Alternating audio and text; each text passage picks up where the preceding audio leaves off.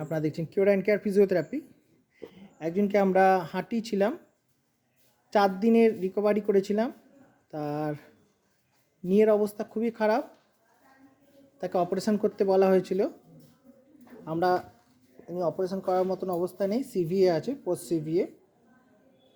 আজকে 10 দিন হয়ে গেল। তো এখন আমরা তার একটা রিকভারি দেখাচ্ছি যে কতটা আমরা নিতে পেরেছি। আমরা প্রত্যেকটা কাজের জন্য আমরা রেকর্ডিং রাখি। দেখুন আমাদের ফিজিওরা কাজ করছে, তার পাশে গাইড করছে। আপনারা দেখছেন নি রিহ্যাব। এরা প্রি অ্যান্ড পোস্ট রিহ্যাব আমরা যেটা করি, এটা সার্জারি করা হয়নি। সার্জারির আগে এই জাতীয় রিহ্যাব করানো হয়। রিকভারি স্টেজ দেখুন 50-র ওপর ক্রস করে গেছে।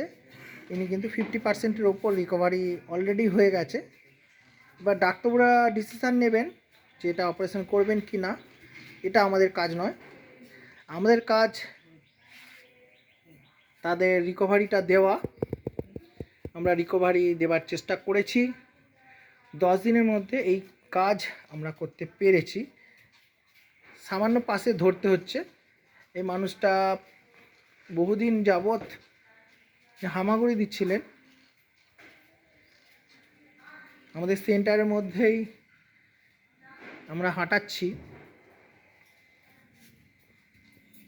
এই জাতীয় যদি পরিষেবা পেতে চান